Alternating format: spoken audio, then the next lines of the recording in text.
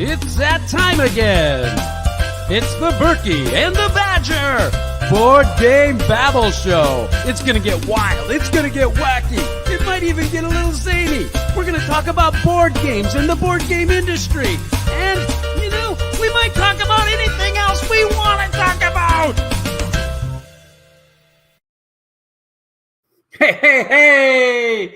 It's the Berkey and the Badger Board Game Babble Show. Welcome to episode 107. And welcome to the Kingdom of Babylon, where Berkey and Badger are going to talk about some amazing stuff in this elegant podcast. That's why I use the word stuff, because it's very descriptive of what we do. Yes. So welcome, Jester, Sir Badger the Brave. Good evening, sire. How are you keeping? You're looking very well winter coated, even though it's not winter anymore. He said, stroking his plush beard. They call me beautifully fuzzy. You are indeed. I am fuzzy, yes. And Fuzzy Wuzzy was a bear. Fuzzy Wuzzy had lots of hair.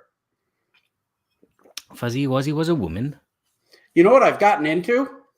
A peanut butter sandwich. No, I do like that. I'm all into that, but I'm into Live Bearded. Oh yeah, okay. This is this company of guys that have luxurious beards, and they put stuff in their beards. Man, they put like oils and butter, beard butter with special smells like leather and vanilla and pine and masculine, manly, beardly stuff. I've seen videos on that. It's scary. Does that interest you, Kabuki? Hello. Do you like men's Kabuki's here? Woohoo! Well, and so I've been kind of getting into some of these products. I kind of digging it, actually. It makes it all nice and soft, and I get to wash my beard and make sure my skin isn't itching or flaking on my beautiful black Game Topper hoodie. Yeah. Anyway, I'm getting into it. Thing.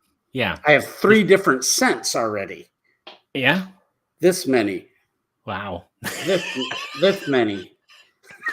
He said with 4 fingers. Oh dear. Yes, it was Richard Pryor.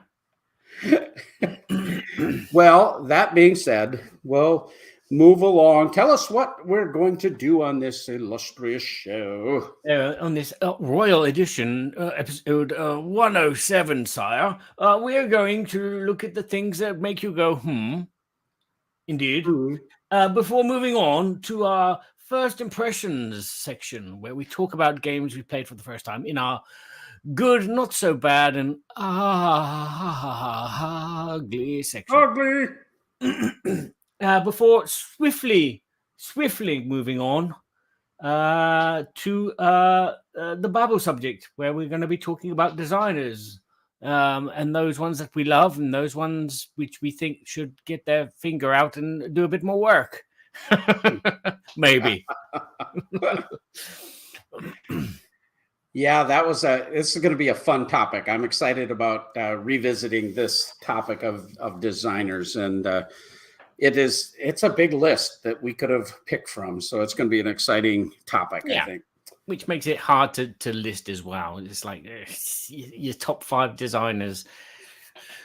How do you go about that? I mean, do you have like personal friends that are designers? Do you list them, or do you companies that you like? You just list them, or is it just a case of that's my favorite game, so that must be my favorite author?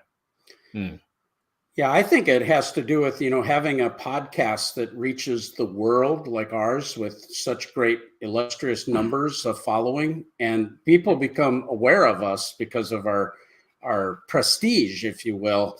Yeah, we have 5 viewers, and that covers the 5 continents. Exactly. And these designers seek us out, and because they want our influence and they want our friendship, we embrace them and then get to know them. And then, of course, they become our favorite designers. I mean, duh. Yes. Hopefully, Embracer Group doesn't get hold of us. Well, we're getting way ahead of ourselves. So We let's move right on into our topic, things that make the king go, This is the Board Game News, where King Berkey reflects on some of the current things happening in the board game industry. Some may be good, some may be bad, but they're all things that made our king go,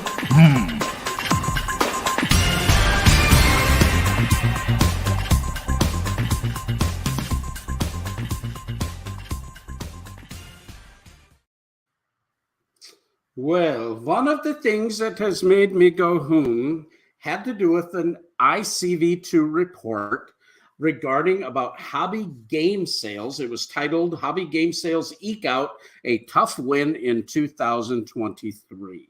Now, I've been following a lot of these things with ICV2 and a couple other sources regarding, market trends, what's happening. There was recently a significant report about Stonemaier game sales, which was very interesting. Another one about Hasbro. Of course, GameStop is always in the news, and it's a little bit kind of auxiliary to what we're actually talking about in the board game space, but it's relevant. And we're seeing a trend that has been either stagnant or a decrease, and yet there's certain segments that are increasing. So it's a very interesting topic. It really made me go, The thing that was interesting about this one says hobby sales eked out a nominal 1% increase in 2023 against a tough comparison to the third great year of COVID fuel sales in 2022. Well, you'll notice that in 2022, they had a big surge from 2.6 billion all the way to 2.8 billion. Well, it just went a little bit above that this year, but it maintained that COVID boost. That made me go,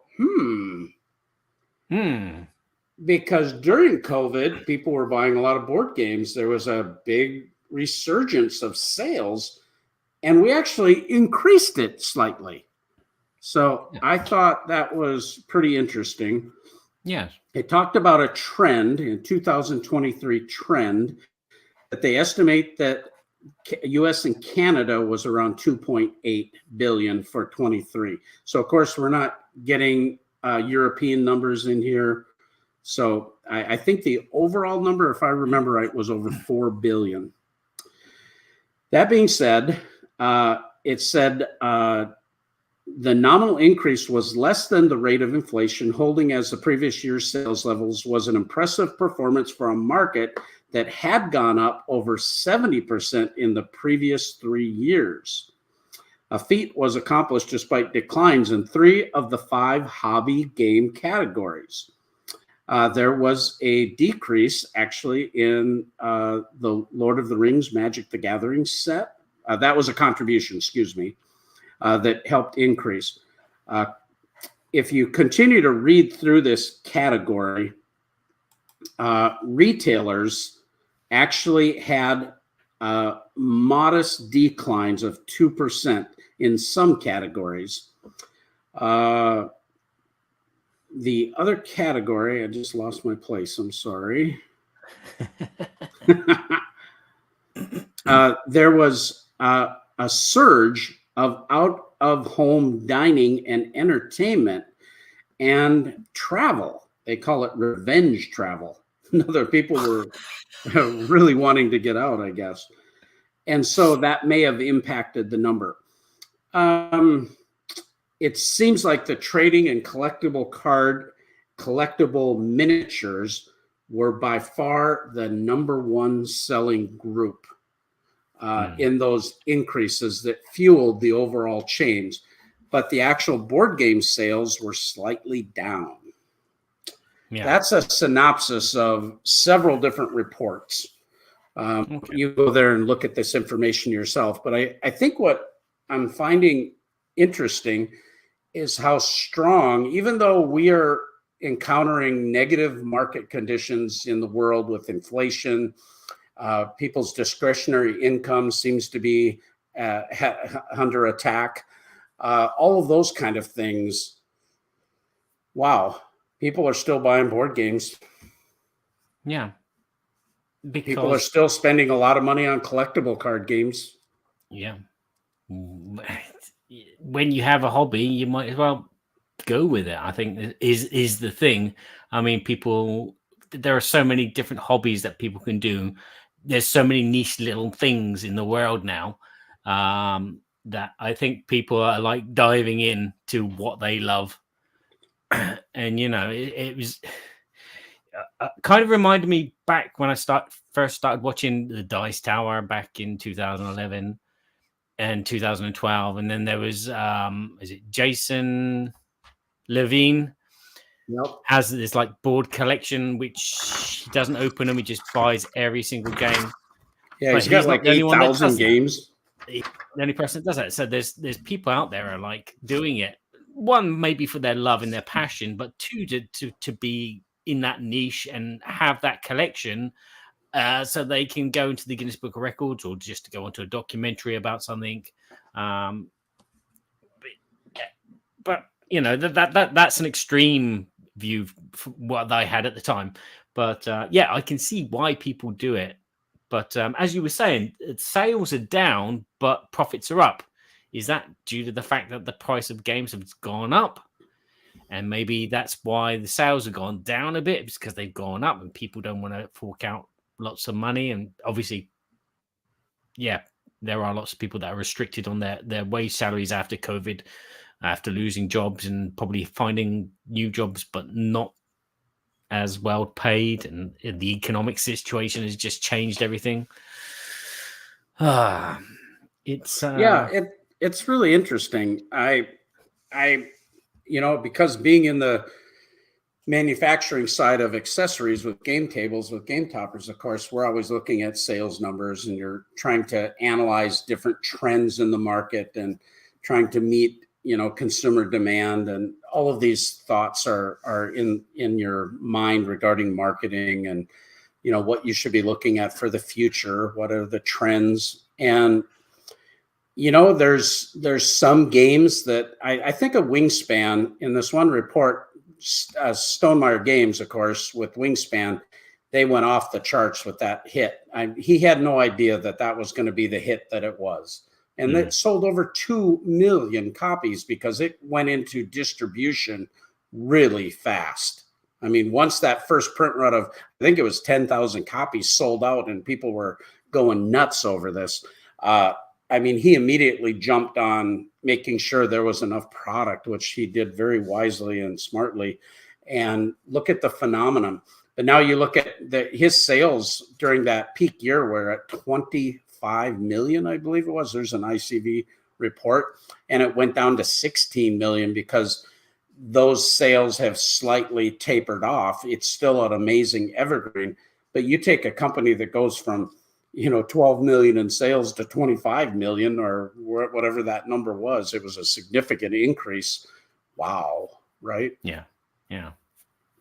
And so you're seeing some of those success stories is my point. And they contribute to this, getting people into the hobby.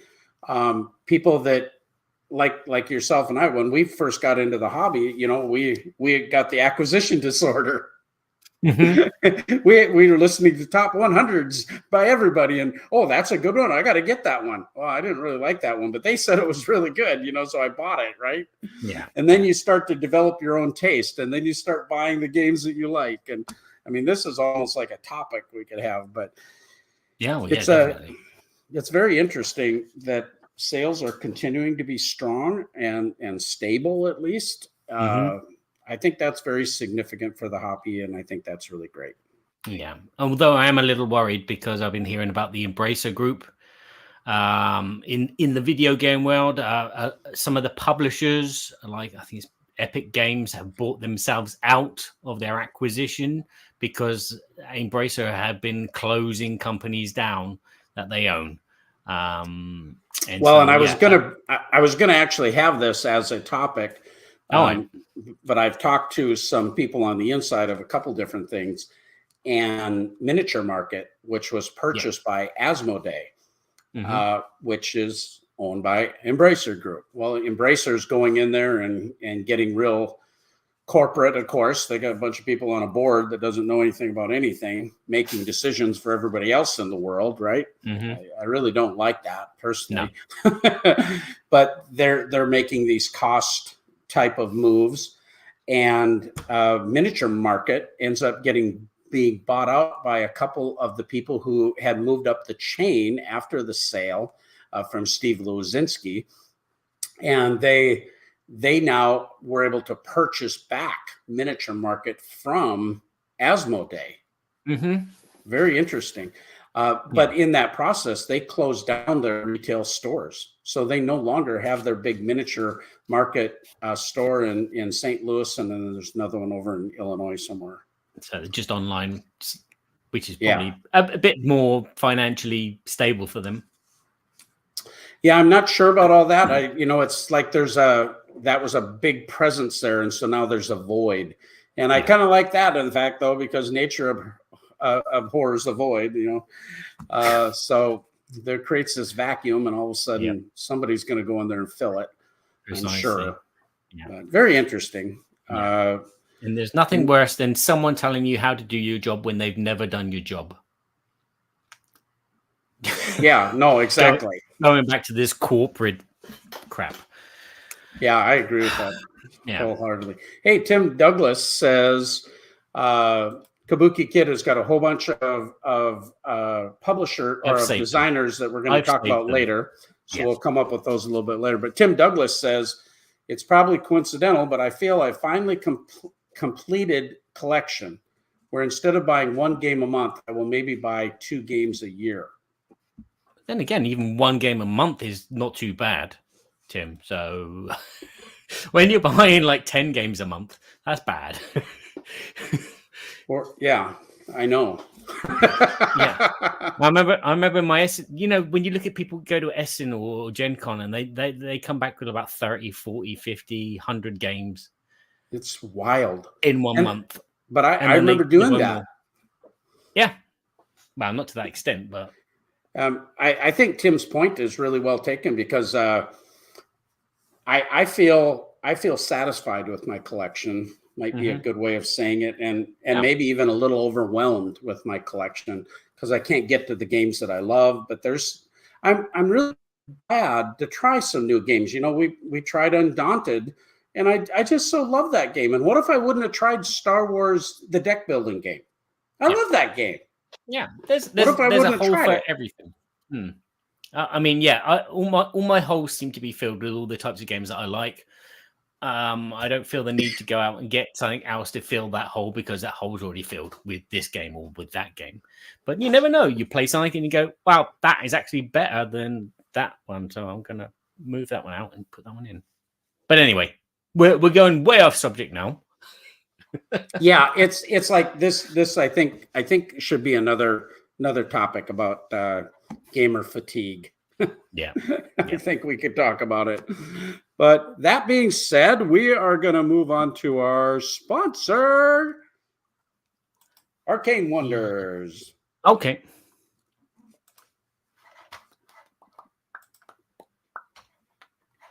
Boom, boom, boom, boom, boom, boom, boom, boom. Boom, boom, boom, boom, boom, boom. Sorry. That was a really good ad drop there. Very, very well done. I was looking for the other one, and I was going to put the other one on.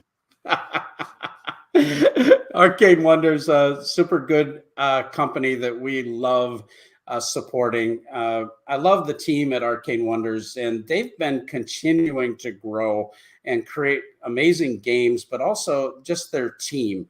Their latest hit that just kind of took everybody by storm was the game World Wonders. And you're seeing this marketed all over the world. People are reviewing it very well. People like the game. It's super well produced, very affordable, and available at arcanewonders.com. The new Roads of Foundation, which is the Foundations of Rome expansion, is now just started to go out into distribution. So you can pre-order this from Arcane Wonders now, and you're going to be getting it pretty quick. And of course, Game Toppers, we made these amazing play mats for them and the large Roman theme mats that you can still take advantage of and purchase from Arcane Wonders in a 3-foot by 5-foot size, a 3-foot by 4-foot size, and the little play mat that's 24 by 32 double-sided stitched edge premium mat. So a lot of cool stuff there. You're also going to be seeing a lot of new products coming from Arcane Wonders upcoming this year. One of the games is Foundations of Metropolis. And this is basically Foundations of Rome in a different theme, but in a very accessible $50 game package. Still very nicely produced, very well designed by Emerson Natsuchi, and that's going to be available. Of course, there's lots of other titles from Arcane Wonders you can get, Furnace, and there's a plethora of games that are available. And so check them out at arcanewonders.com. There's Foundation of Metropolis. I got to see that at the Gamma Trade Show. Really cool. Yeah. I'm intrigued. I mean, I knew this was coming because you told me a long time ago that it was coming. But it's like, oh yeah, I can see how that works, and it might be useful to have that as like a quick get to the table version. I'm not saying that Foundation of their own is not a quick to get to the table, because it is set up to be pretty quick. You just get big. The longest bit is lifting the box up. It's just such an elaborate production. I love it. I absolutely wouldn't change a thing. But me neither. Nonetheless, not everybody has a couple of bucks to drop on a game like that, and this gives them the same game essentially. And they have some ideas to do different thematic versions of this with different variations of the game to make this a type of evergreen product, because the game is that good. It is, and simple. Anyway. Yeah, true. True that. So we're going to go into our segment, the good, the not so bad, and the ugly, and talk about games. The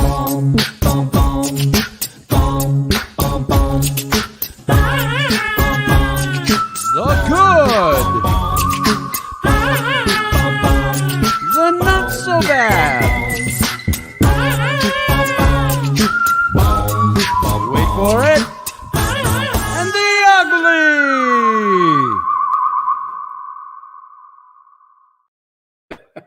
Remember back when we started and we had all those funny little memes we would put? Yeah. And we'd have a one for good and one for bad and one for not so bad and one for ugly. They were kind of cute. And then we would guess. Well, we kind of gave up on that because we weren't playing that many games to where we could really have very many negative opinions anyway. So everything was getting a good rating. Yeah. And then we quit. Then we kind of quit talking about whether or not it was, we were able to guess what each other was thinking before we had to guess, right?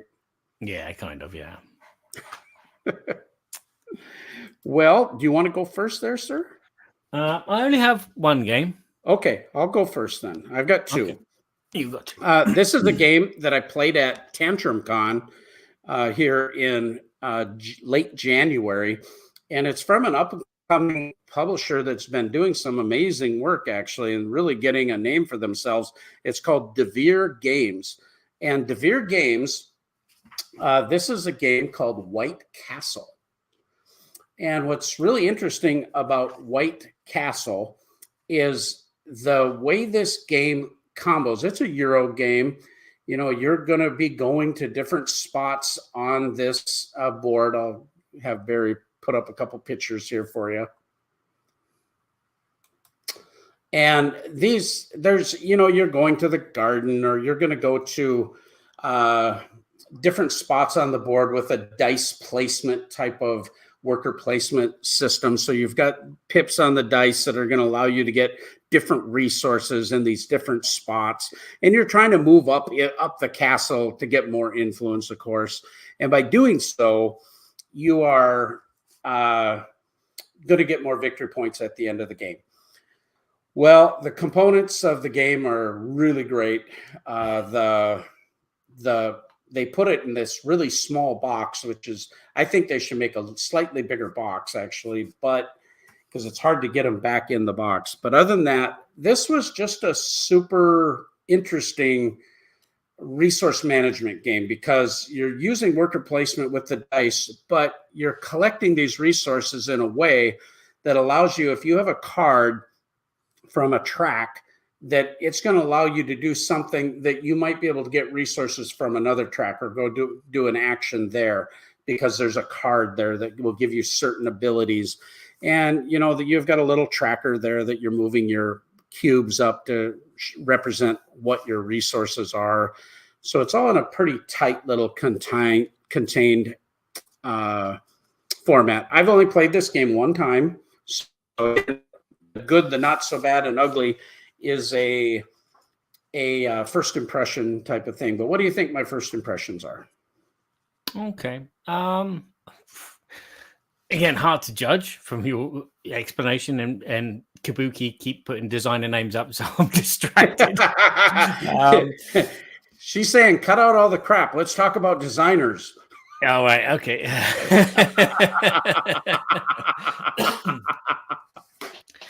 Okay.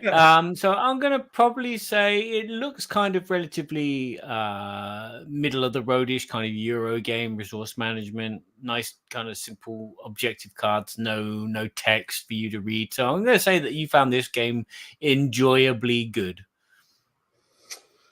Yeah, I'm going to say it's good. Okay. I'm going to say it's a first impression. One of the people at the table didn't like it. Which, you know, made me wonder if my opinion was right, you know. Mm-hmm. But it kind of clicked all those buttons for me. I love dice placement, worker placement type of games. I love that challenge of what choice I have. It can be a little bit AP. I think this game particularly, I really didn't get a hold of it until about the third round, and it was after, you know, I don't care whether or not I win the game when we're doing a learn to play. I'm still going to try hard, but I just want to learn how it works. And sometimes people are just out to thump on you, you know. Mm-hmm. Well, I think that might have been a little bit of the case with the one person that was playing with us. He kind of felt like, well, he was trying to learn the game and he was just getting killed, you know, because the person in the game knew how to play it real well. Oh. I said, well, how does this work? How does this work? And then he very graciously started explaining some of that. And then he did a move where I saw it in action. And I went, oh, that's how you do that. And then the puzzle started to make sense. And then I was like, okay, this is pretty creative. But boy, you got to think. You've got these options, and they may or may not be there for you on your turn. You know, depends on, someone might take one of those cards that has that extra action that you get to combo with this other action. Mm-hmm. But still there and you can execute it. Boy, you sure feel clever, and it's kind of exciting. The production's really nice. Yeah, it looks it. Yeah, I liked it. I think it's a good game, and that's my first impression. Okay. Okay. Just before I talk about this one brand new game that I've never played before in my life and played it for the first time ever. I love this. I love this. These are the type of games I've been playing this month recently. That rattle in there. So to give you an idea of what's going on in my household at the moment, because I've played this Monopoly Junior. I have played this. This is a funny one. This is not the original version, but this is the Asterix version of Twister. Oh boy. So I've been playing Twister. There's the old spinner there, and the mats behind. I have been playing. It's called Jeu de Dés, but it's actually a dice game. It's Yahtzee. But there's also poker. Yeah, Yahtzee, the poker dice as well. And to top it off, I've been playing battleships, bataille naval, naval battle in French. Wow. There you go. All with the Asterix theme, due to the fact that my 6-year-old wants to play with me, and he's just been pulling these games out of my collection and playing. Yeah, That's awesome. yeah, they're not all great for me to play, apart from Uno, which we have played, and I like playing Uno. But anyway, I digress. The one new game that I played is not actually new; it's old. But I bought it back at Essen 2012, and it's called Core Worlds. I finally got it to the table and played it. Fantastic. I know we've talked about this quite a bit in the past, and you've said I've got it and I've never played it. And yeah, you because I mean you've talked about it and said how good it is and everything. So yeah, it was time to get it to the table. I've been promising to play it to myself, plus one of my friends who's a designer as well, and they got to play it as well with me. And it's a deck building game. But in the traditional sense of you're not just, well, you're kind of deck building, but you're kind of using your deck to buy other things and conquer planets. So you'll have a planet at the beginning of the game, which will give you some energy. And then you use that energy to buy other cards. So other cards will have energy costs. And other cards will have either an attack value or they will have a special power, a tactic. And what you're going to be doing on your turn is you're going to have X amount of actions. And obviously you're going to recuperate energy every turn, depending on how many planets, core worlds you've got. And then you'll just spend those actions and that energy to either recruits from your 6-hand deck of, well, your 6-hand of cards. So recruits will go into like a war zone, which you can use later on as an action and use 1 energy to attack a planet. So you will add up either the air force strength or the ground force strength. And if you have the same or more than what's on the planet, you can take that planet into your deck. Otherwise, you're just buying cards. There's not really a lot of interaction in this game. It's basically a case of there's a pool of cards that you can either attack as their planets or you can buy to go into your deck and go through the game. And you're going to play through 10 rounds. And so there's like 5 decks of cards. So these decks of cards become more and more expensive, and obviously they give you more and more points and more tactical play. Because like the starting hand is you have some basic powers, but nothing really fantastic. And then you start getting these powers, which will augment the power of your attack, either on the ground or in air, or maybe keep a unit that you've used in a battle for another battle, so they stay in your war zone.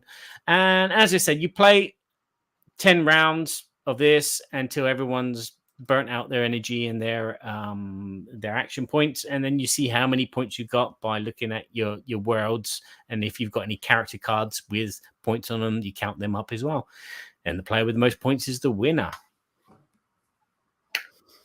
And that's Core Worlds. That's Core Worlds. And again, that's the those are some older graphics you were showing there. Were they? Well, that's basically what I got in the game. Well, they didn't have any numbers on the Core Worlds or the values. They did. Oh, they did? They did? Well, it didn't look like it on my screen. Maybe I wasn't seeing it right. Okay. Well, anyway. Okay. Yeah, no problem. So what do I think you think? Well, I hope you think it's good. It's good enough to play again and play a few times. Where it's like the base game is basically the same thing all the time, but again, you depending on the number of players, you might not get through all the cards for each of the 5 different things. I can't see this changing much, so at the moment, I'm calling it good. You have you don't have the Galactic Empire expansion. I have no expansions, no, because when this game came out, it didn't have expansions. So I just bought the base game, and that was it. So what did you like about it? What do I like about mine? It's a deck builder. I like deck builders. And that's about it. I mean, it was a deck builder with a theme. It wasn't like Dominion, where that's kind of like not really got much of a theme. You're buying a moat, and then you're buying this peasant worker or whatever, and it doesn't make sense why you'd have them together, but it'll help you win. It had a theme, and the way that you could interact different ships with the infantry. So like some of them would, if you have 2 infantry, you can lift the value of your ground force up by 2, and it kind of like made sense. Like a ground pounding bomb dropping spaceship would add more power to your ground force. So it had more theme, so it was more interesting that way. As I said, you're all fighting over the pool of cards in the middle, and sometimes, the card that you want is gone, or you've spent too much energy recruiting another card, which is going to be probably useful a bit later on. So, I mean, it worked really well. It kind of the theme and deck building together. It worked better than most deck builders that I've played. But as I said, I just worried that the life of it might go after about the 10th play. Yeah, I think you might have something there. For me, it's like, how many times does a guy get to play a game anymore? Almost, especially one. I think Core Worlds, for the deck building aspect, is a longer play than some of the deck builders out there. It takes quite a long. It takes you a little longer to get through it. The Galactic Empires expansion, I don't think it is a must-have because there's something wrong with the original game, but I think it added additional dynamic that creates the variability to be so much more interesting with the Galactic Council, and you're trying to get influence that allows you to do different things. And that Galactic Empires expansion, if you can somehow find a copy of that, I would definitely get it, because it does really enhance the gameplay. For me, it's a must-have. Not that the base game was broken, though. Sometimes it's like the expansions fix something that wasn't quite right. I didn't feel that way, but it's been about a year since we revisited the game. We played it, and we had a really good game. It was very exciting, and everybody's competing, and you're really trying to get those better worlds and that right fleet or infantry combo working for you. Yeah, what I will say is it's like a step up from Dominion, but it's like in between Dominion and Thunderstone Advanced.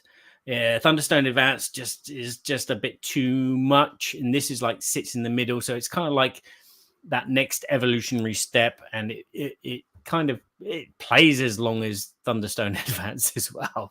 That's the only drawback. It just plays over a long time. And again, there's not really too much of a problem with someone else taking the planets you want. As I said, the next round, your trooper are all ready to go to invade the first planet which comes out. So you've got a better chance on the next turn. And again, we didn't play with the we didn't do a drafting round at the beginning because you have these level 0 cards which you can draft. So your starting deck is a little bit different from everybody else's. So, I mean, there is that as well. So that might make the game give it a bit more longevity. I'm not sure if it's still in print or not. That was a Stronghold Games, and I'm not sure if that's in the current catalog that indie boards and cards, purchased, and if there's product available or not. I'm not sure. Well, I'll go with my last one real quick, and we'll move on to our Babble topic. But we played a game from 25th Century Games. I picked it up at Tantrum Con. Been hearing a lot of good things about it, and I love this theme. I love the Roman theme games. I have quite a few, actually. I've got over 10 of them. And I just love that genre. And this is Nova Rova. It's got this amazing artwork from Miko again. He did a lot of the work for, Endless Winter and Raiders of the North Sea. And of course, he's become kind of prolific in his art style.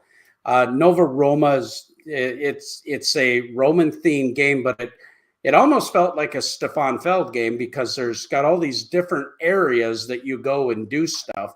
It felt a little bit like Trajan in that, there's this game. I think the game is called, is it Targi? It's a little 2-player game where when you place your worker, you get the action for whatever is in the column and whatever is in the row.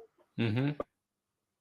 Or was it? I don't know. I think it's anyway, I have it. I hope I'm saying that right.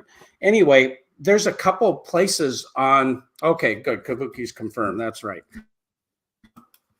You've got this little tableau that you're going to get these influence tokens on, and if you could first, I have it here. Are you okay? Go to the second. Keep going. Yeah, maybe you're not on. Yeah, one more. No. Your signal's a bit weak. Right there. Right there. Okay. This is this little patchwork of the one area. When back one. There it is. You put influence on there, and of course they're harder, but when you achieve these certain things, like your building section, or if you're going to the races, if you're getting more influence with workers that are helping your engine building side of this game, you're going to put them on these spots, and you're going to get rewards for those. You're going to get victory. Sometimes you're going to get resources. There's a shipping track that is on there that is, depending on how far you go in a shipping lane, you're going to get victory points and you're going to get resources. You're also going to have this building area. We're going to place buildings, and you're going to place these buildings in kind of like a Tetris size, depending on the card that you buy with the resources you've collected. Mm-hmm. You're going to be able to purchase them either 1, 2, 3, or 4. So that allows you to put in different regions. You might get a card that has like a little Tetris-shaped L with 3 blocks, and you put your little 3 blocks there. That will allow you to put those blocks around resources that you can get later in the game. You can get influence with these, with the Caesar, where if you're first, where there's a space that you can go, you can put the Caesar down on this other board. You're going to have this Targi type of cross mechanism where you're going to get resources. Well, if the Caesar is there and you put one of your workers next to the Caesar, that gives you 2 power, which allows you to get 2 of those things. If you have a third one there of your workers there, it's going to give you 3. And so along with the opponents, you're all trying to vie for the most influence or power, if you will, next to those particular areas that you want to go. There's another area where you can go get resources to fill up this little tableau that you're building, which also has animals that have like a consecutive point. You know, if you get 2 of the animals, you get 3 points. If you get 4 of the animals, you get 6 points. If you get 5 of the animals, you get 10 points, that type of scoring thing. So there's the building area that Barry's showing. This basically is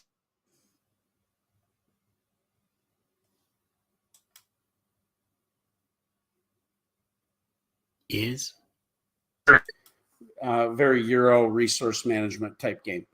So that being said, I think trying to give you a brief overview there. That wasn't great. There's the Caesar and the different workers I was referring to. Okay. It's crisscrossing these different spaces on the board, whether it's the shipping lane, the building, the trader, all of those different spaces that you can go. I think there's 7 total markets that you go to, or different places to do different things. Well, it definitely sounds convoluted for you. So I'm going to say you think it's not too bad. I think you got a bit lost in playing the game. No, I loved it. I loved it. Okay. Surprise. I love that kind of game. We're going to talk about designers in a little bit, so I won't cross over. But this type of Euro, I really like this ability to try different strategies. Okay, I'm going to go do the shipping and the chariot strategy and see if I can get enough points doing those two things, focusing on those things. Or I'm going to try to do a little bit of everything. Or no, I'm going to just focus on these areas to get the bulk of my points and then see whatever else the game gives me. It's always different. The variability with that center track with the Emperor that is giving you those powers. Oh, I love that. Love that. It seems like there's another game that had something like that. I don't remember what it was, but it gave me this feeling of Trajan. And I love Trajan. So I thought it was great. I asked Josiah, he goes, yeah, it's a really good Euro. He said, but my problem now is that, and unless it just totally blows me away, it doesn't really matter to me anymore. It's just another good Euro. Yeah. That's the way he felt about it. He goes, yeah, it's good, but it's not like there was anything that blew his socks off. But for me, that Emperor crisscross power track and resource, I thought was very clever. And of course, Joseph and I were playing for second. So Josiah killed us by quite a bit, but it sounds like Josiah's collection is already filled up as well. He's got all his shapes in his holes, and he's like, well, something's just got to be better than that game to knock it off, and then I'll replace it with that. Yeah, he doesn't mind learning new games and playing new games, but I think he's starting to feel like I do too, that there's some other games we really would like to go back. Like he's been saying he wants to go back and play Star Wars Rebellion with the expansion that he got. Mm-hmm. And he got the new War of Arrakis from Simon.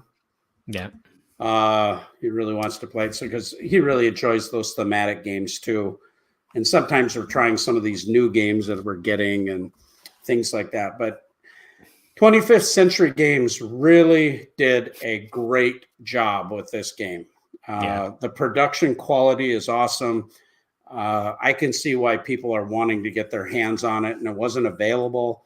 I bought this from Chad at Tantrum Con. He's at a small convention. He probably would have given me one. And he's a customer of mine, but I wasn't going to, I'm definitely going to buy the game, that type of thing, and love it. It's definitely going to stay in the collection. Okay. Well, there you go. That's our good, not so bad, and ugly section. There it is. New games that we've experienced for the first time. And now, a word from our sponsor. This was one of my early inspirations for the Game Topper. It was back in the 1800s, later came into the 1950s. As my designs improved, we put this luxuriant felt and wood. Of course, we've upgraded it now with aluminium. Aluminium. Yeah. Yeah, it folds out. Notice the underside, the cross-strut supports. We're all from the inspiration of our modern Game Topper. Brilliant!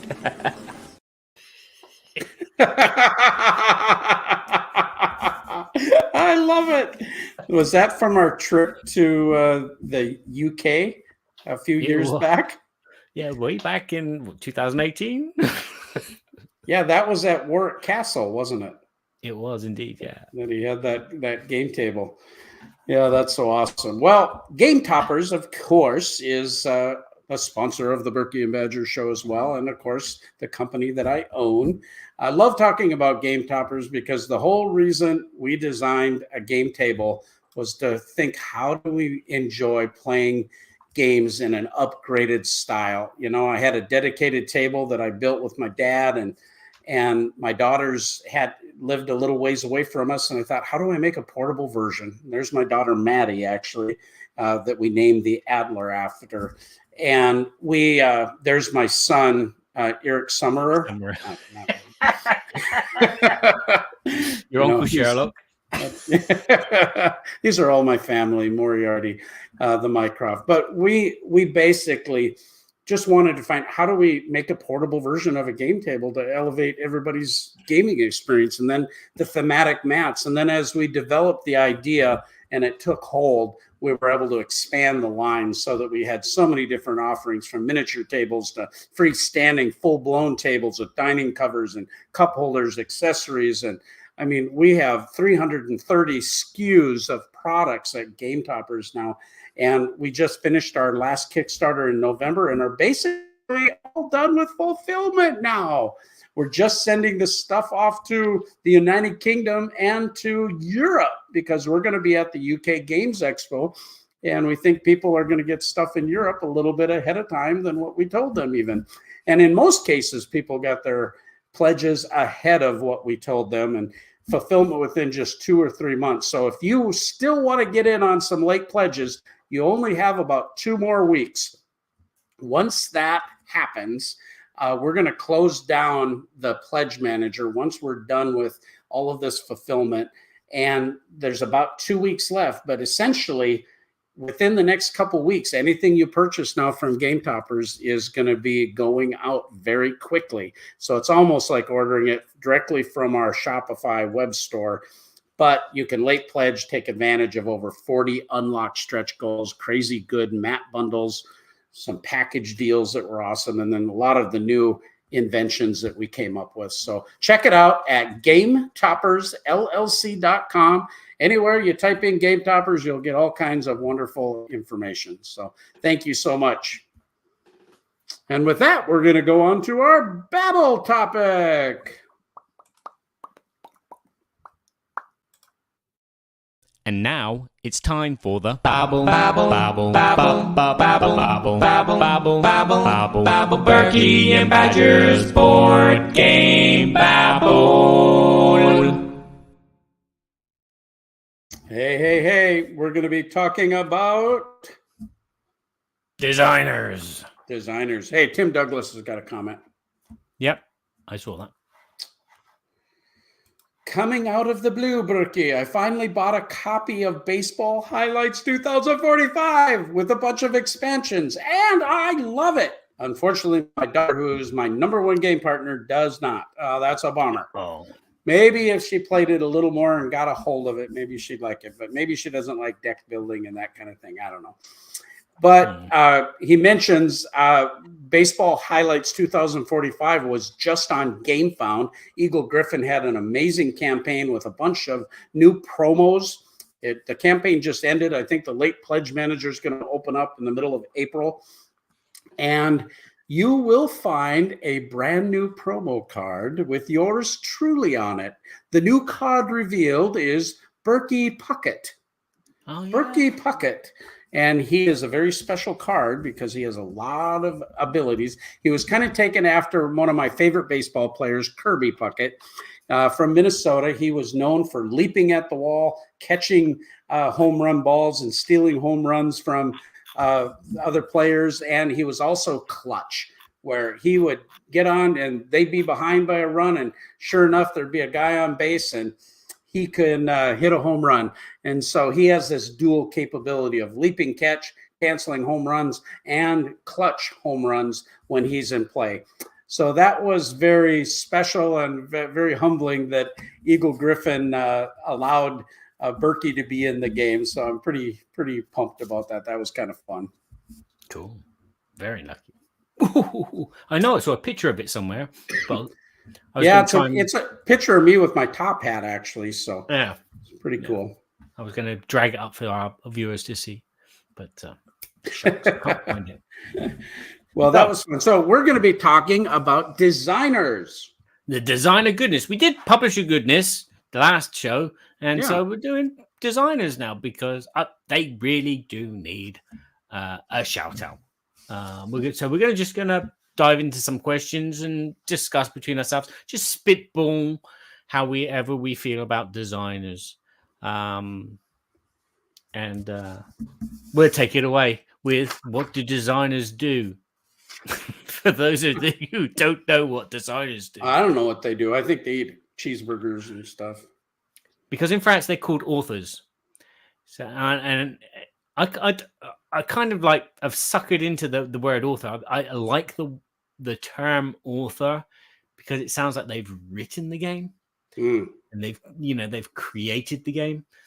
But designer, I think, is more exact, precise kind of vocalization for us, because it is a design. It's created from mechanics, and it needs to be planned out and mapped and tested. And then, like anything else, designing a car, designing a house, designing a game topper, it goes through all of those stages.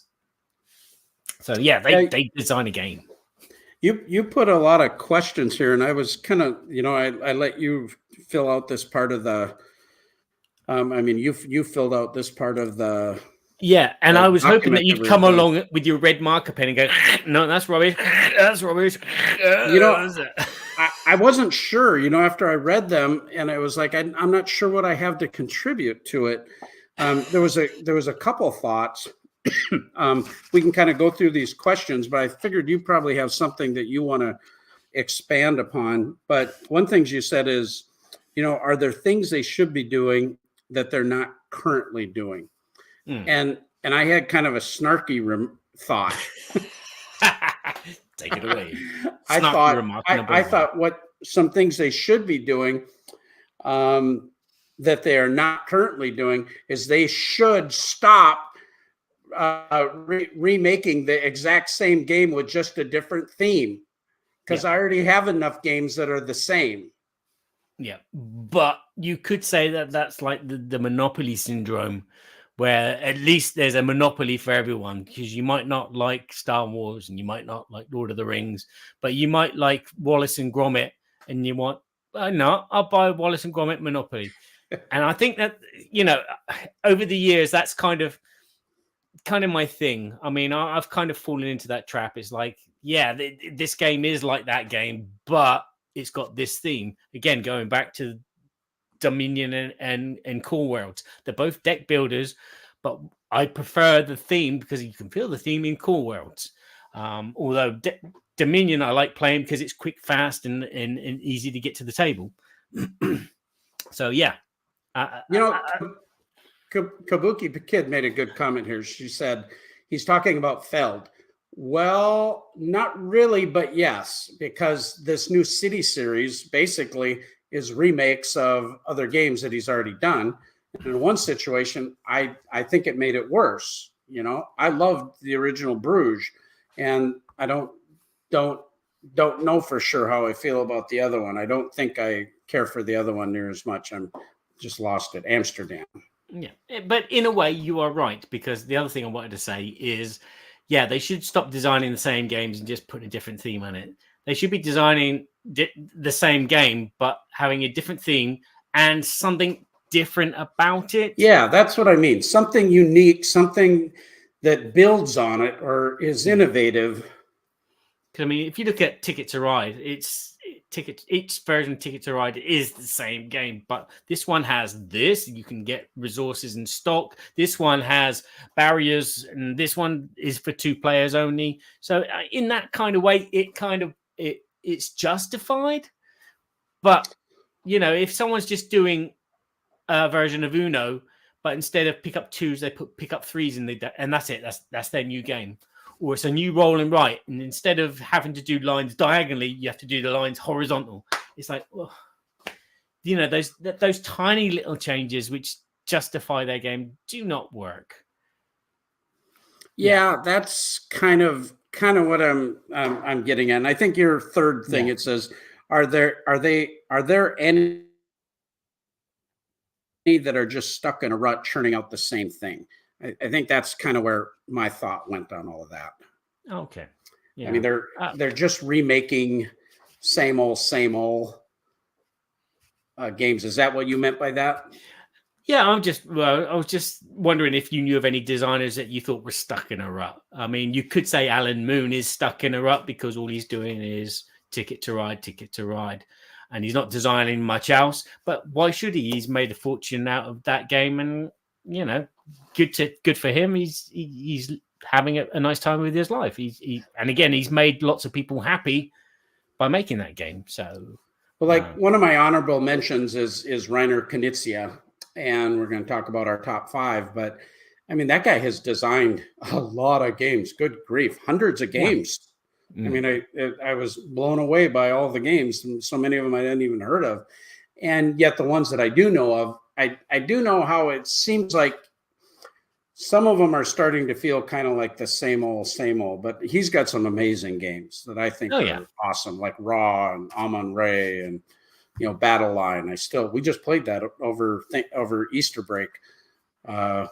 There's so many good ones, but it's like, I don't know, this demand to make new games, but they don't really have a new idea, but we got to put something out. I don't think designers purposely do that. That's more of a publisher thing. I think designers will, they will they will create their game, they will play test it, they will write the rules, they will create their prototypes, then they take it to the publisher, and then the publisher will publish it whenever they deem. I don't feel that it's like the designers are like deliberately, okay, that's one game done, next one, there's another one, they're not kind of like. Well, I wonder how people feel about that. What do you think about Wingspan and then now the new Wormspan? Because I know a lot that's what everybody thought. It was, this is just another let's make another version of it so we can sell more of the same thing. Yeah. No, I don't think that's the way I'm sorry, go ahead. What? And just marketing off the hype that already exists. Because I mean, Wingspan is just on a roll due to the fact of the hype, and everyone's just talking about it all the time. I'm not saying that I'm not happy about that, because I don't see that. I didn't like the game. I found it okay, but I just don't see how it's an amazing game which everyone talks about. That's all. Yeah, I like Wingspan, but I'm not that interested in Wormspan. But from what Jamie Stegmaier says is, it's not the same game and it didn't come from that place. Mm-hmm. And yet it feels like it's the same game from when you see it. I haven't played it, so I don't even know. Yeah. And again, it might be something that I might be interested in because my daughter likes dragons. And so it might be an opportunity for me to play a new game with her. Kabuki's got a great comment there. Tim said he wasn't interested in Wormspan. Kabuki says, I played Wormspan finally for the first time this Monday and ended up quite enjoying it more than I expected. It does feel quite a bit different with, having a lot of the same. Yeah. Which is, I think, what big popular games in the market do. They produce another version with just enough changes in it to justify making it. I think we're getting off topic, but it's like the Dune Imperium. I love that game. I got all the expansions, and then I buy the miniatures, and I got it all set up. I make a thematic Desert Dune game mat for Game Toppers because I love this game so much. Okay. Mm-hmm. Yep. Well, then they come up with Dune Uprising, and I'm like, well, why do I need Dune Uprising? Dang it! I got everything I want. All of a sudden, I played Dune Uprising, and I'm going, that's pretty good. It's different, but it's the same, but it's different. Do I need both of them? Well, no, I don't want both of them, but I kind of do now, because I did enjoy playing the newer version, but with the worms and stuff. But I think I like the base one best. But so why do we have to do that? It's like, I don't know. So do you think Richard Launius designs Arkham Horror and then designs Arkham Horror 2 and goes to Fantasy Flight and says, look, let's do this one instead? I think it's the other way around. I think it's more a case of it's the publisher which pushes the designer to re-implement the game. Good point. That's a good point. Yeah. So a lot of times the designers are pitching their game, and they've got a, hey Rick, they have a new idea that they want to implement, but all of us need work too, designers are no different. They need a job, they need a sale, just like all of us do, right? Yeah. So I know they're trying to design new product because that's their job. Yeah. So I'm not saying that's nefarious. I don't believe that,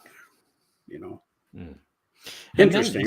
And another thing that you might get, because I'm just trying to relive some of the stories that I've heard in the past, is a designer may design a game, take it to a publisher. The publisher buys the rights to publish it, but the designer walks away unhappy because they've changed this, that, and the other, which takes it away from what they had originally designed. And so they take that game that they originally designed to another publisher and hopefully get their game published there. Yeah, it's I know Scott Morris designed that Firefly the dice game, and they took out some of the elements that he really wanted in the game, and they just wouldn't do it. They had control, and he felt that really kind of wrecked the game. Actually, what they did to it, and I kind of agree. And then he told me how it's supposed to be played, and I played it that way. I was like, oh, that's way better. You know, I still have that game because Scott gave it to me and signed the box, and so I still have it just because of that. But yeah, you know, sometimes marketing and production cost and all of those things have an impact on the designs too. So that's a big topic. You said, do you feel the name of the designer sells the game or the game itself? What do people think about that? Because I go back to the time and it was just a case of, you know, there was a time when it was like, oh, Reiner Knizia has bring out a new game. And it's like, oh, yeah, Reiner Knizia, let's go and buy it. And now you don't hear that at all from Reiner Knizia because it moved on to Bruno Cathala. Bruno Cathala is bringing out a new game. And this game, he's bringing out 7 games already in this show, which are brand new. And it's like all this hype for Bruno Cathala. And now that's kind of like edged away and into non-existence. Well, there's so many designers now. There's so many names that I love their games, but I don't always know the name of the designer. You know, if you ask me the designer of Dune Imperium, I don't remember. I just looked at it. I mean, researching this subject, you know, it's not easy because it's like I've got loads of games, but I don't know who they're buying. I don't care about the name of the designer. It's just like I got this game because it's good. Kabuki Kid says, what makes people pick up a game off the shelf? See, this is really we're talking a lot about. I mean, this could be a great topic. You know, what sells games? You know, because there's so much that goes into that: art, you know, design, designer, publisher, theme. You know, a lot. Theme, components, mechanisms, components. I mean, there's a lot of different thoughts there. Yeah, Paul Denon. That's right. So I definitely think that if it's a known designer to me that I like their designs, it absolutely influences me whether or not I will be interested in a game. It doesn't mean that I'll necessarily buy it because then I need to. Now I'm becoming so much more selective on ever buying a game, with the exception of I back my friends' Kickstarters. You know, I always support a lot of people in the hobby, but a lot of times I don't want a lot of the games that I'm backing even because I don't have time for them. But it's like every now and then there's something I really want, you know, but if it's a designer that has got something that I'm really intrigued with, because there's a couple designers right now that aren't on my list that I'm really big on, like Johnny Pack, who did Coloma. I love that guy's designs. Anyway. So yeah, this kind of goes back to our publishers episode where it was a case of, you know, these are designers that we look at because we like what they've done in the past. Yeah, Kabuki mentions we're going to go through our list here, but we're going to have to backtrack our comments to throw out some names after we throw out some names. We'll get everybody else's thoughts here on this too. I was going to say do their names before we do our lists. So, have you played with a designer, and what was the experience like? Oh yes, I got something to play with this. Yes, playing with designers is the best way to play a game. You get inside the head, inside the game. And sometimes it can be an amazing, it's always an amazing experience when you sit at the table with the designer and you're playing the game. Sometimes that can be like an illusion. Sometimes you'll pick up the game, go home with that game, and the game will not be as good. And so, there's a bit of deflation. I don't know if you've ever had that, but I've had that a few times where I was like, oh, this game's amazing. Wow, I played it with the designer. Oh, it was great. We did this, we did that. And then you get home and it's like, well, it doesn't have the same zing. And so I've been deflated. But there have been times when I take a game home and it's like, yeah, this is cool. I'm so glad I played this with them. And I could see that strategy that they did, because obviously designers play their game into like thousands of times. So it's like, oh, yeah, I know how I'm doing this and doing that. So it's wonderful to play with designers, but just be prepared to take that game home. What designers have you played with? What designers have I played with? I've played, let's think. Well, Frederic Henry. I've played with. All the names have just gone. Florian Fay. I've played with. Philip Tappy-Mockett. I've played with. Probably a lot of designers which you don't know. Cyril Leroy. Lots of Frederick. I can't think of his name. But I've played with a lot of designers because I've been to a lot of little small shows. So I've played with lots of little small designers that started off with small companies, and all of a sudden now they're all up here. So yeah, that's been nice to see. I've played with Jeff Engelstein. That's designed a lot of games for Stonemaier Games. Played several different games with Richard Launius. Several new prototype games with Emerson Matsuuchi, including Foundations of Rome. Richard Borg, who did the Command and Color system, Memoir 44, and played a huge overlord battle with Josiah and him. I've played with Michael Fitzgerald, of course, with Baseball Highlights 2045. Several of his prototype games I've played with him. And man, getting inside the head of a designer, I've played games with Eric Lang too. Richard Borg as well, yeah. And it's always like I played a game with Frostgrave. I'm losing his name. Isaac Childress. And designers think differently. They make comments that make you think. They're evaluating people's response when you're playing. They're playing with people too, because they're looking to see what kind of emotion their design evokes. It's kind of interesting.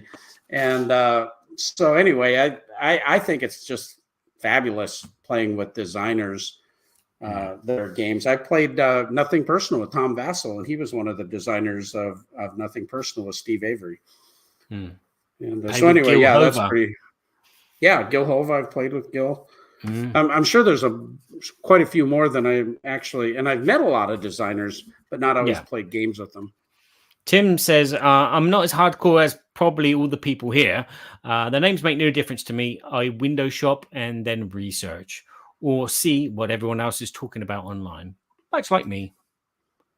Yeah, this is a little bit of an Uber gamer thing. The designers. I've played games with Ignacy Cevicek too, and it's when you get a little more into the hobby, if you're listening to a lot of media, a lot of people talking about different people's designs, podcasts, you get more familiar with these names. And then if they're games that you're playing, and of course it's the people that are doing a lot of gaming. So. Yeah. Kabuki says, I've played a game with Emerson Matsuuchi and had no idea who he was at the time.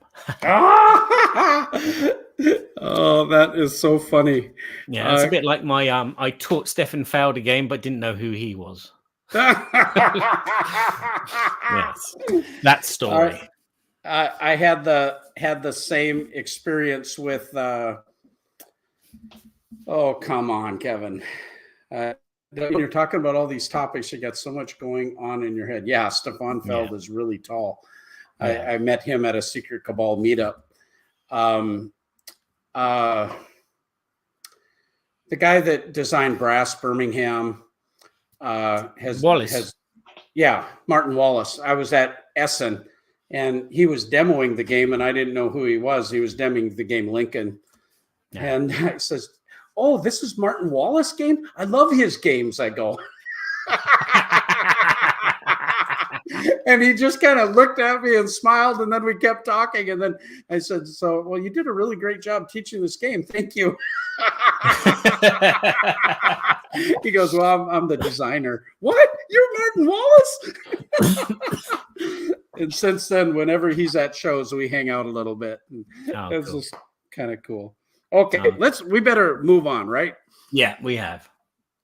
All right, we're going to go to our list of top 5. I've listed mine from 5 down to number 1. So if we have a duplicate, we will save it and we'll talk about it together.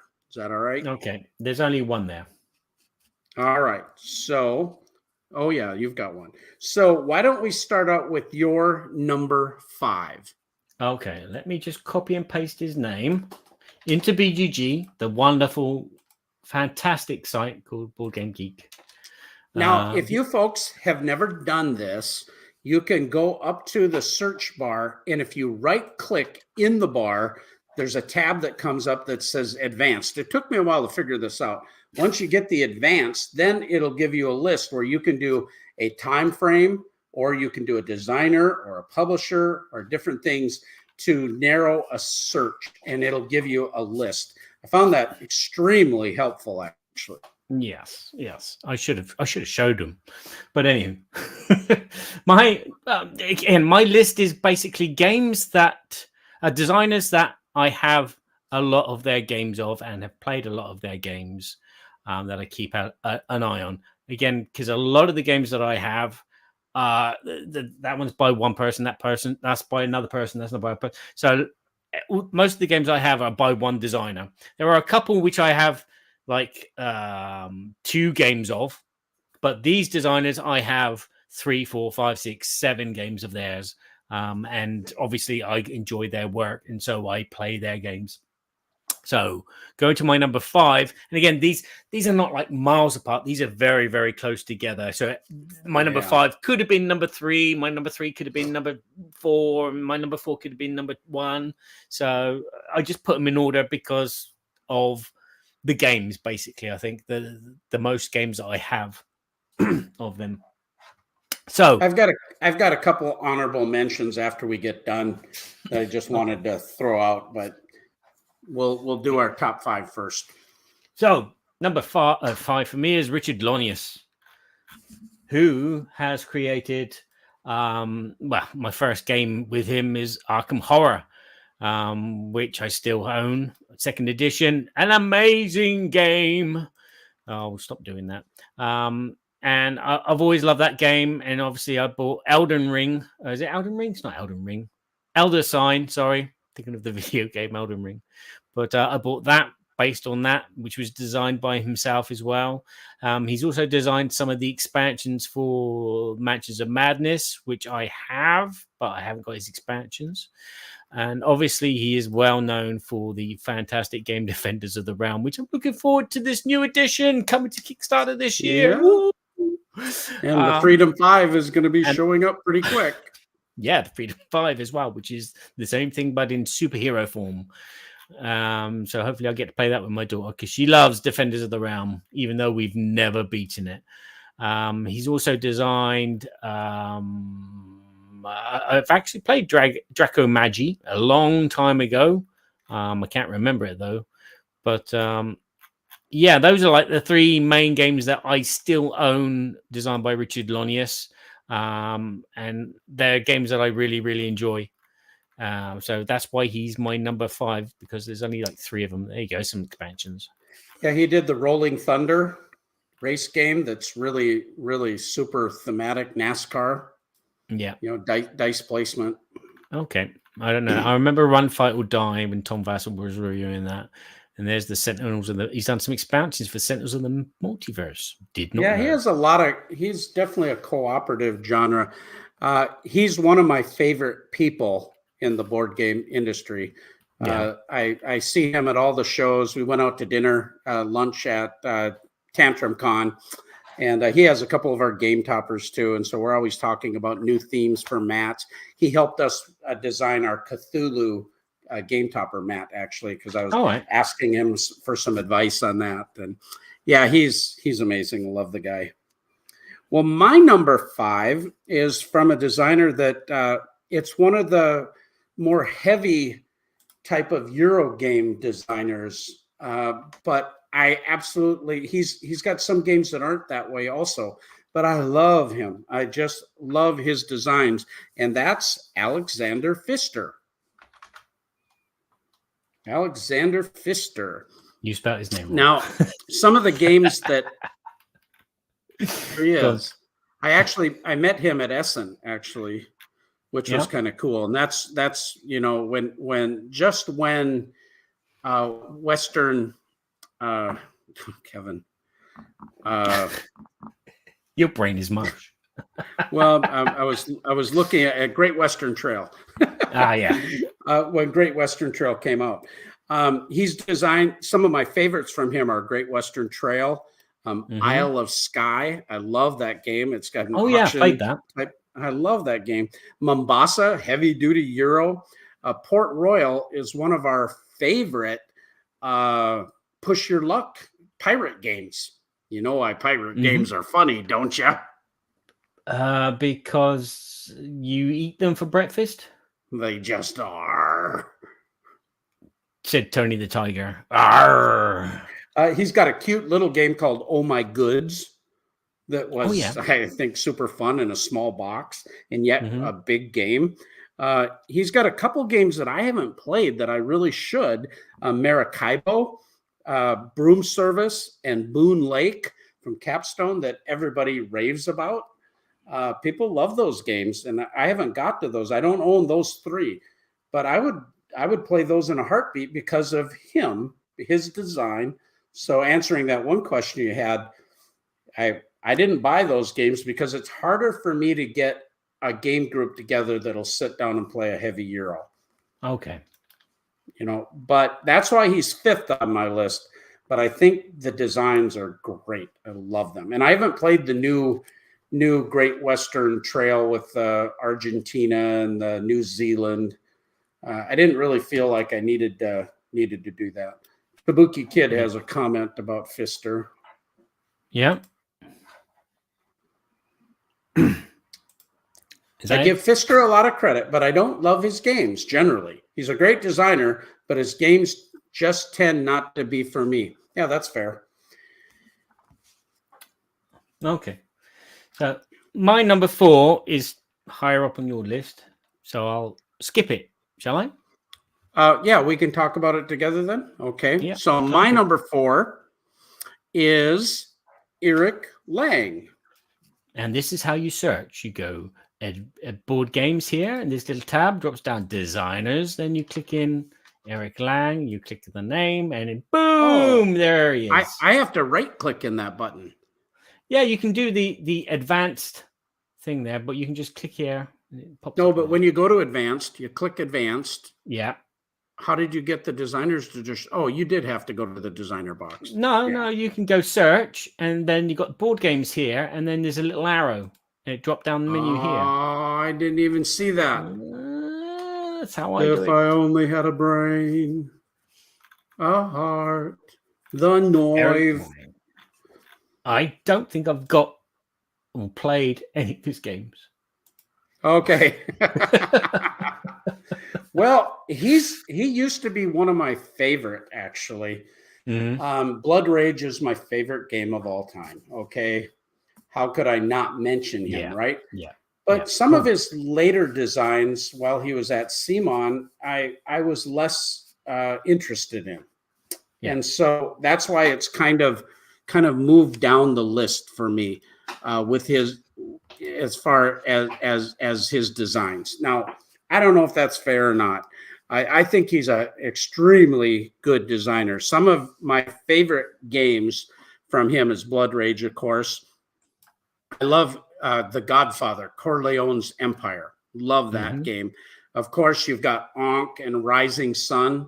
Rising Sun isn't my favorite. So It's beautifully produced, but I wanted to love it, but I didn't. Arcadia Quest is amazing. He did Dice Masters, X-Men, which I really like that. Call to Cthulhu, Death May Die. He's got a ton of other games that I have not played. He designed Quarriors. That was one of his early, really big hits. And, he had, there was some other Cthulhu games that were really big in his stable. Yeah, and I remember now. He used to design a lot of card games for Fantasy Flight because he designed the Game of Thrones card game. Yeah, which I have. He's very prolific. He did a Star Wars deck building game, but I hadn't really heard anything about that one. Yeah, I'm still on Call of Cthulhu. He's got 24 pages of games. It's remarkable how many games these people have designed. And, he was on staff with CMON, so he had his hand in design on so many of their games. Marvel Champions not Champions. The Warhammer Conquest was one of them. And so he's very prolific. Tim Douglas says, Ankh is my favorite of the trilogy. Yeah, I liked Ankh. I don't know how I feel about that catch-up mechanism where you got to merge. It's the only thing. But I heard Ankh as a 2-player game is amazing, which really want to try that. But I love Blood Rage. So that's my number 4. Okay. So let's go on to your number 3. Okay, my number 3. Sorry, I've lost my cursor. There it is. I lost my pen. I'm having to use a big fat marker. All right. My number 3 is a designer of many games that I have in my room, and I adore them.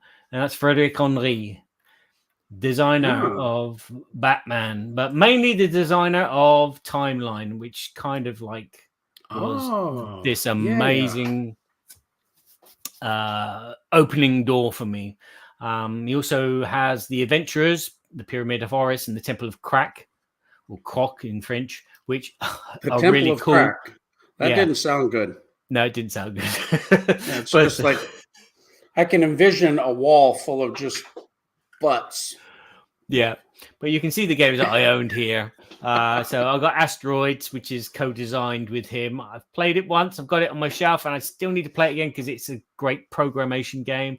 There's obviously Batman, Gotham City Chronicles.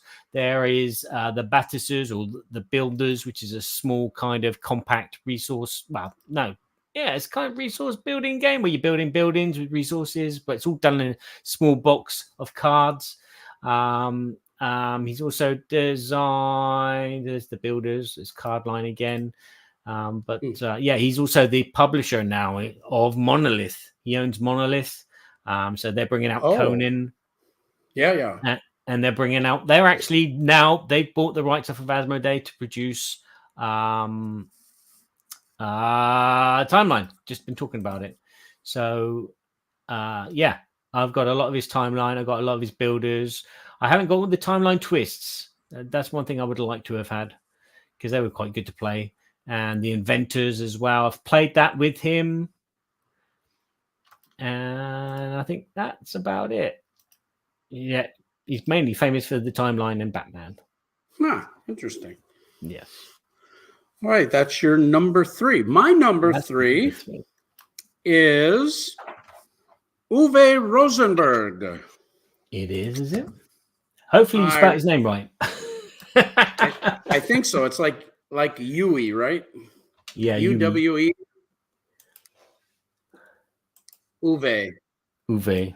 Uwe. I like him. Yeah, I love these games. Some of my favorite games of his is Feast for Odin. Great worker placement game.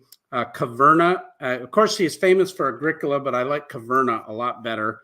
Fields of Arles is just like that, except a 2-player version. Le Havre, which is the port in the sea. I love Le Havre. I love that one. He's got a lot of other games that I haven't played, but like I have played Patchwork before on the app. I have Bonanza, but I haven't played it. I have Gates of Luang, and I haven't played that either. And Aura at Labora. These are all very popular games of his. But the games that I have played of his, I love them. I mean, I love Caverna. All those games that I mentioned, I play any of them at the drop of a hat. So I had to put him high up on my list because I love worker placement. So when Kabuki says, yeah, it's not quite for me or my style, you know, I'm not a big co-op board gamer. So like Richard Lanius, he develops so many co-op games. Well, I think he's an amazing designer. It's just not the games that I like to play that much. So you know, there's some of his that I absolutely do though. Yeah, that's a good choice. But I've only got 2 of his games. I've only got Agricola and Cottage Garden, and I love Cottage Garden. Silent Chronic. That's a game I can't get enough of. Yeah, I didn't like Agricola that much either, Kabuki. And so but I love Caverna. You just didn't feel like all you were doing was trying to feed your people type thing. And Caverna felt, you know, you got a bunch of cave dwarves. It just felt better. Kabuki says that Patchwork is literally the only Rosenberg game she owns. Tim says, Berkey, do you like Feast of Odin? What does it say? Better than Caverna? Oh, yeah. Yeah, I do. It has that Tetris mechanism where you're getting these artifacts and you're placing them on the board to get different. So you've got a little bit of this building your area with these Tetris pieces that can kind of drive some people nuts. So if you don't like that, you won't like that. But I found some people thought there was so many, because I think there's like 80 spots you can go to on the board. But to me, it's so simple. You just go down the line. It's just depending on what strength you have. And I love that game. Love that game. My whole family loves that game. So it has a soft spot in my heart there too. Okay. Yeah. Lots of games again. Lots of different games, as well as lots of different expansions for these like famous games. Is that rolling right? I couldn't believe how many he has. And I mean, there's so many great designers out there. How do you pick? Yeah. It's very hard, as you said. All right. Number 2 for you. Number 2 for me is, it's a double. So double whammy, because these guys do a lot of designs themselves together. So okay. Oh dear. I won't be able to put both of their names in. No, not artist, designer. Search. There he is. So it is the wonderful team from Horrible Guild, which is Halima Hatch and Lorenzo Silva. There's Halima Hatch. I've probably done his name. I probably screwed his name up. He came onto my scene when he came up with photosynthesis. And then when he joined Horrible Guild as like the co-designer. He did Dragon Castle. Wow. He did Dragon Castle with Lorenzo Silva. He did Evergreen on his own, but that's published by them. Obviously, he did King's Dilemma, which I haven't played and rejected due to the fact that it's a legacy game. Their new game is Quicksand, which I haven't played yet, but Railroad Inc. Challenge, Railroad Inc. Which is a fantastic game, and they are bringing out a railroad tiles to Kickstarter, which I'm so excited for.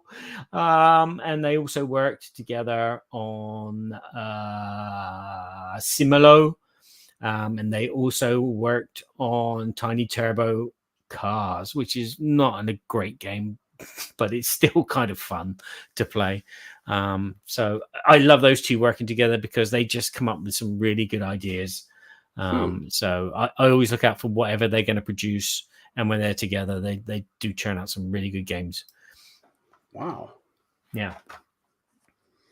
That's a good choice. Yeah.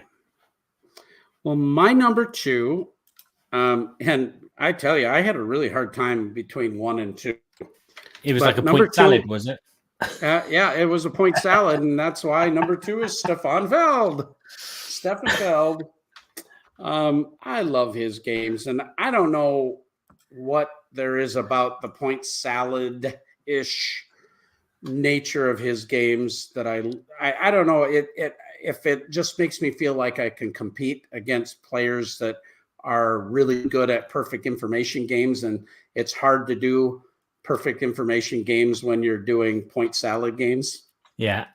I don't know. But some of the games that I love from him, one of my favorites of all time is Castles of Burgundy, and I've got the great big new wonderful production. I really enjoyed Marrakesh, which was one of his more recent. I love Merlin. Merlin is so good. Really enjoy Bruges. Bruges was awesome. Carpe Diem, Roman theme game that I really, really like. There he is. Trajan. This is one of my favorite of his. It's got that Mancala in the middle and all these different places that you're going. Aquasphere is one of the games I had that I really liked, and I gave it to someone, and now I kind of wish I had it because I don't think it's available anymore. But I really liked it, and I don't need any more games. But it's like I love that game. And I mean, the list goes on and on and on about all the games that he's had his hands in. Of course, he's got the, Bora Bora and the new New York and Amsterdam and, the remake city version games. And I don't know how I feel about all of those, but nonetheless, I've got them, and I haven't actually played all of those because I don't own Bora Bora. I played it, liked it.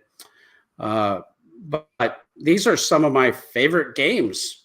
And there's a lot of them in my collection. So I just had to absolutely have him at the top of my list. Mm-hmm. Okay. Well, might as well do this. Yeah, there's a lot of games. Oh no! I mixed them up. Sorry, my number one and my number two. My number one was Halima Hatchin, Lorenzo Silva.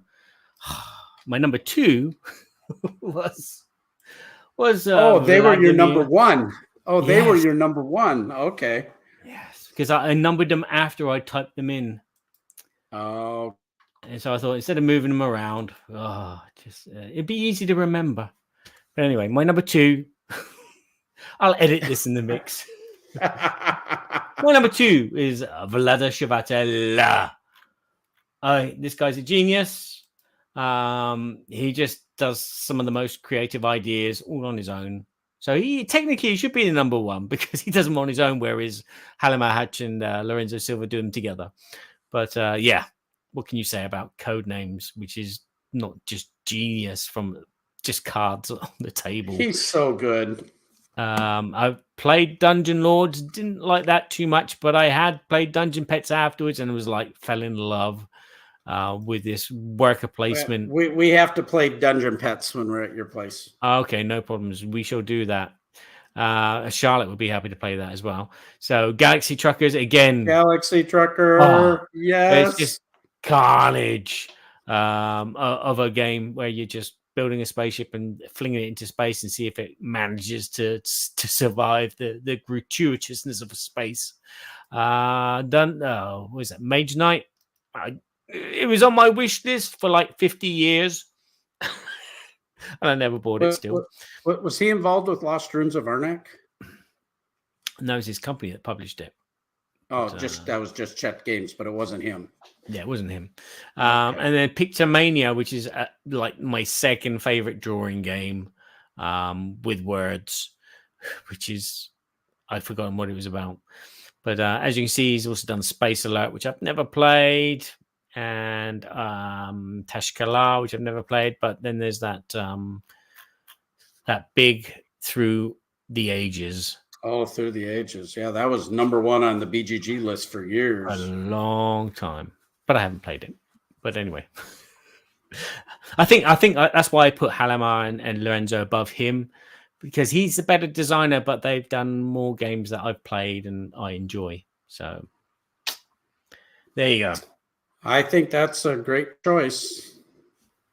Yeah, he's a very prolific designer. Well, my number one, and then your number four Yeah. is a designer who I've met and interviewed several times at big shows. Just was thrilled that I got the chance to meet him. But it's Bruno Catala. Mm-hmm.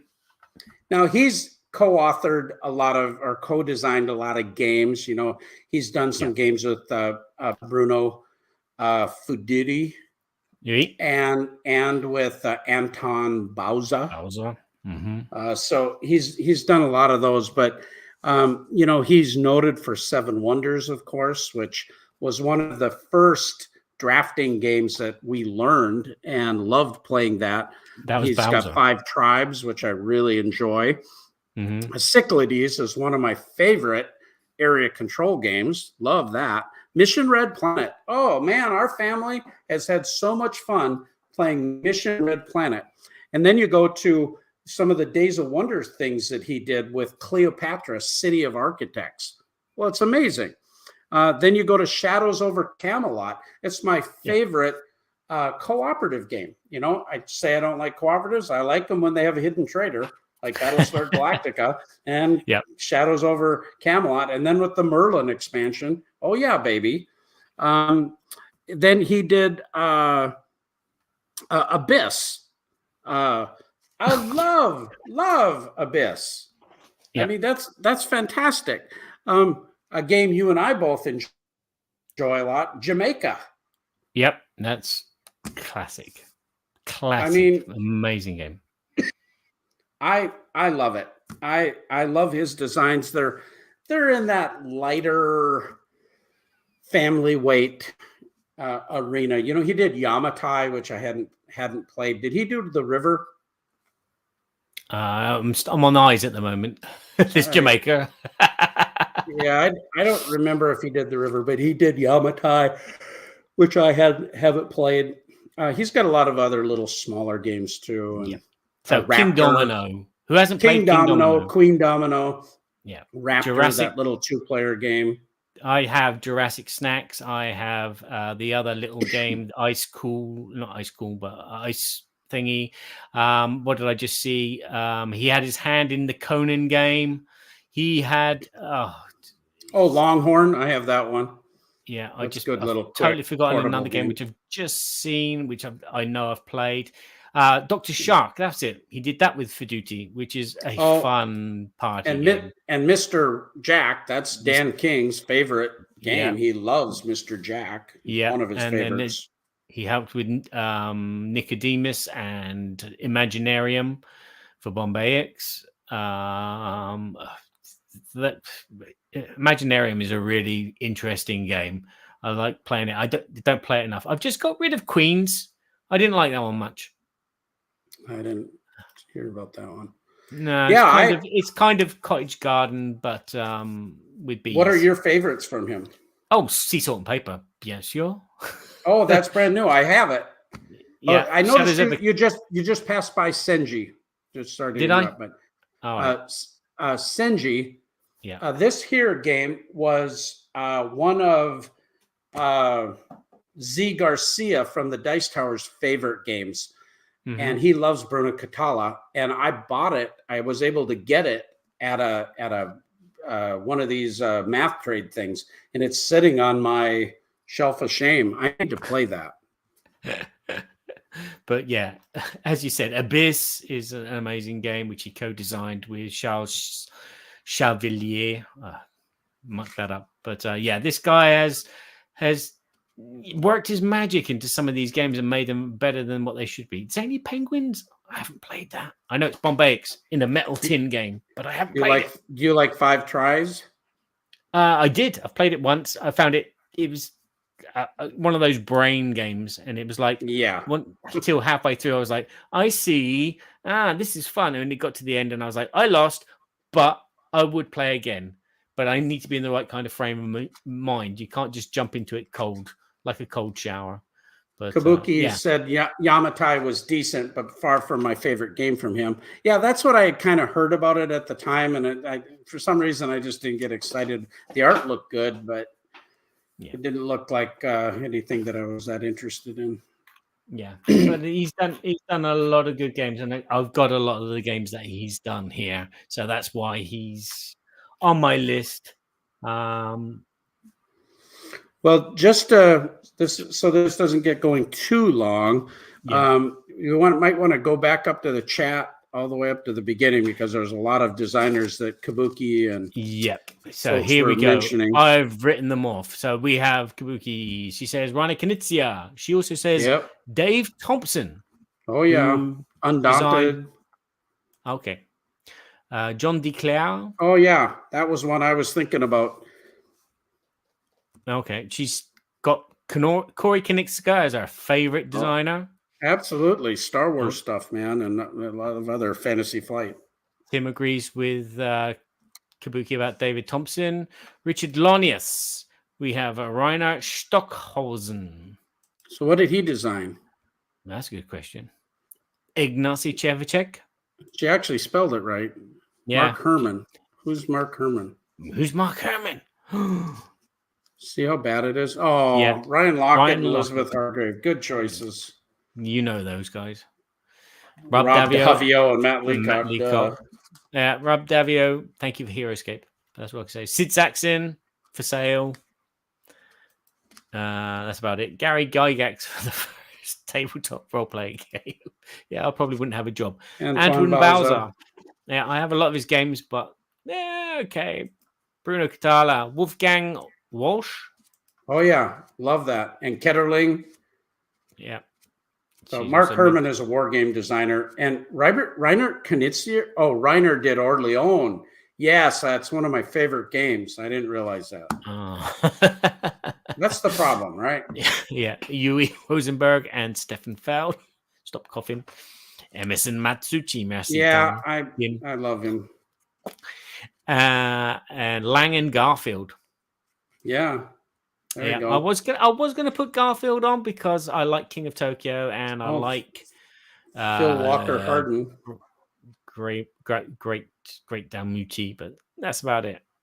Vladimir Shadatel, Thomas Lehman, Dan Verson. Almost said Tom Vassell then, and Richard Borg. I love Richard. Yeah. I had a honorable mention. Just a couple quick ones, but Emerson Matsuchi was one of them because Foundation in Rome was one of my favorite games. But Peter Hawes, he's a designer that a lot of people aren't aware of because he's a doctor, but he designed Royals, he designed Triassic Terror, and he designed Francis Drake. And I got to meet him actually standing in line at BGG Con, and ended up talking to him and find out he's this designer.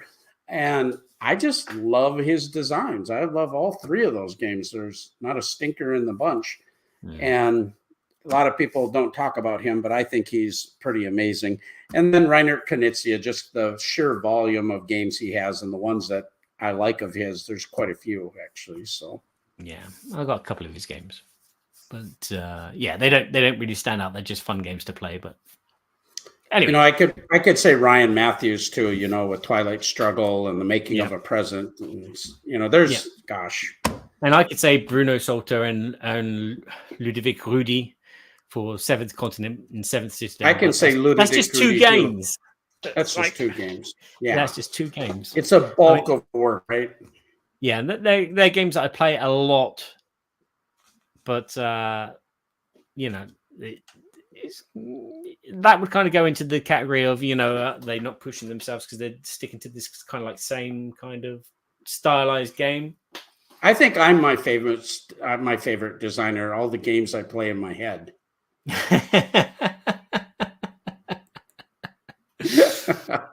But there's a lot of amazing designers out there. Obviously, there's a lot that are trying to find work by trying to get publishers to distribute their work, which is like the hardest part probably for a lot of them because of self-confidence. You have to go out there and promote yourself and promote your game.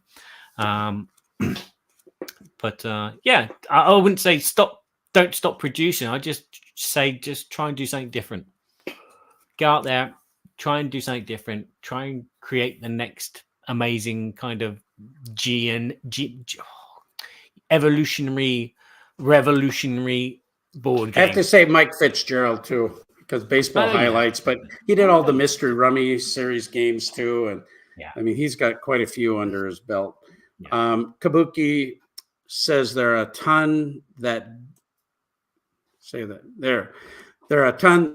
did like one game, like Andreas Steger designed only Targi. Wow, interesting. Yeah. Tim Douglas says, does family like your games though? Well, that's a great question. For me, the answer is mostly yes, because the games that I like the most are the ones I generally get to play with my family. Yeah, like Battleships and maybe Yahtzee. Not the Alexander Pfister games are a little too heavy for most of my family, but yeah, those are your favorite designers. Who did design Monopoly? I think it was a Parker woman. Brothers. No, it was a woman. See, I remember seeing a documentary about it. Yeah, that's right. But who? Well, there you go, everybody. Thank you so much for putting up with our babble, talking about what we think are our favorite designers. We'll be putting together a poll in our Board Game Geek Guild 2248. And you're going to be able to give us your input, and we'll find out what everybody's favorite designers are. I mean, Barry's going to have quite a task listing all of these different famous designers, and you better not leave anybody out. That's all I'm saying. I'm going to. I'll get Kabuki to do it. Thanks, Tim. It's been fun. It's not been real fun, but it's been fun.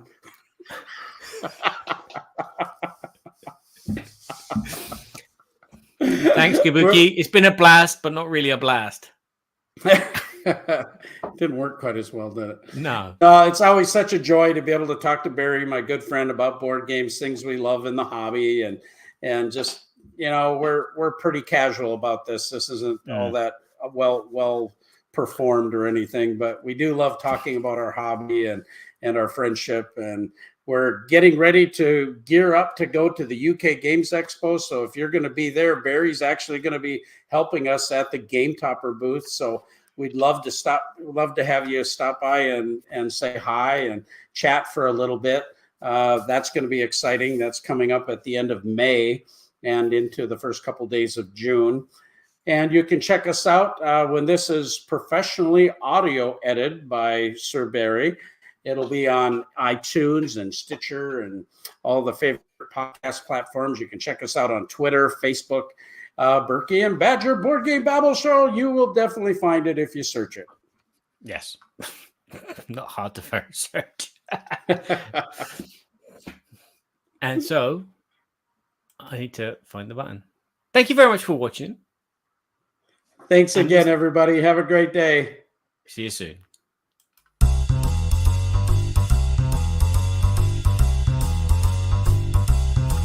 We're so glad we had this time together. Now it's time to go. It won't be long until we have another show. So keep us in mind, get online. Berkey and Badger will be back in no time.